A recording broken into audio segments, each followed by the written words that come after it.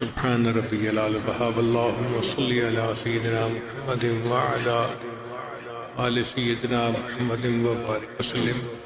اے رب کریم، ہم آپ کے عاجز مسکین بندے ہیں، ہمارے گناہوں کو معاف فرما، خطاؤں سے درگزر فرما، عیبوں کی پردہ پوشی فرما۔ اے اللہ، جو گناہ ہم نے دن میں کیے معاف فرما، جو راتوں میں کیے معاف فرما، جو محفلوں میں کیے معاف فرما، جو تنہائیوں میں کیے معاف فرما۔ اے اللہ، جو گناہ یاد ہیں وہ بھی معاف فرما، جو کر کے بھول فرما۔ اے اللہ، معصیت کی ذلت سے محفوظ فرما اور ہمیں طاعات کی عزت نصیب فرما۔ اللہ، آپ نے قرآن مجید میں فرمایا وَأَمَّا السَّائِلَ فَلَا تَنْهَرْ، سوالی کو انکار نہ کرو، جھڑکی نہ دو۔ اے اللہ، جب ہم کمزوروں کو حکم ہے ہم سوالی کو انکار نہ کریں۔ اے اللہ، ہم بھی تو آپ کے در کے سوالی ہیں، مالک آپ بھی انکار نہ فرمائیے۔ ہماری ان دعاؤں کو اپنی رحمت سے قبول فرما لیجئے۔ اللہ، نیک حاجات کو پورا کر دیجئے۔ اے اللہ، یہ علماء طلباء کا مجمع ہے، اپنی رحمت کی نظر ایک مرتبہ فرما دیجئے۔ اللہ، آپ نے قرآن مجید میں فرمایا یا ایھا الناس انتم الفقراء، اے انسانوں تم سب کے سب محتاج ہو، فقیر ہو۔ اور ایک دوسری جگہ آپ نے قرآن مجید میں فرمایا انما الصدقات للفقراء، کہ صدقات تو فقیروں کے لیے ہوتے ہیں۔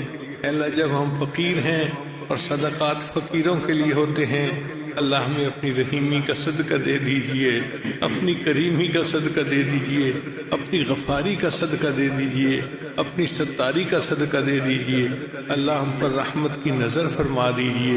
اے اللہ، ہم اپنے عملوں کے ذریعے سے تو جنت کے قابل نہیں بن سکتے، آپ اپنے فضل سے ہمارے لیے جنت کا فیصلہ فرما دیجئے، ہم پر رحمت کی نظر کر دیجئے۔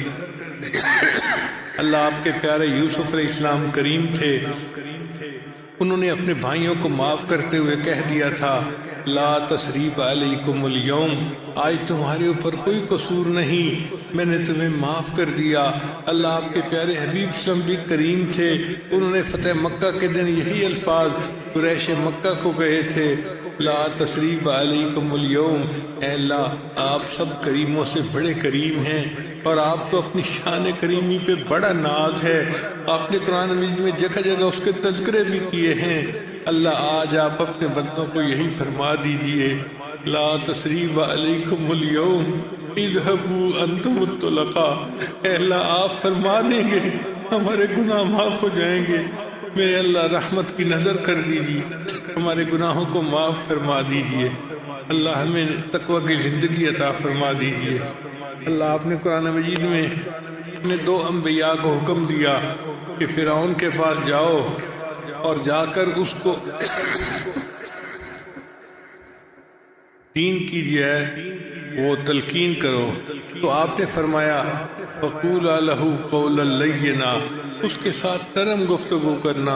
اے اللہ، وہ فرعون جو انا ربکم الاعلیٰ کا دعویٰ کرتا تھا، آپ اس کے ساتھ نرم گفتگو کا حکم فرماتے ہیں۔ اے اللہ، یہ جتنا مجمع یہاں موجود ہے، یہ سارا کا سارا مجمع دن میں کئی مرتبہ سجدے میں سر ڈال کے سبحان ربی الاعلیٰ کی تصدیق کرتا ہے۔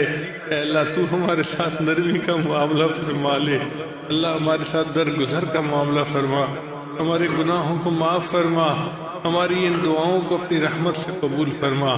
اے اللہ، اس ادارے کو دن دگنی رات چوگنی ترقی نصیب فرما۔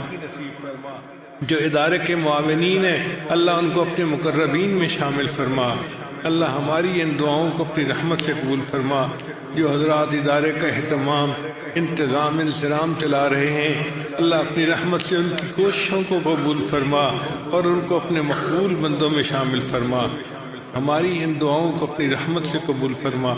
ربنا تقبل منا انک انت السمیع العلیم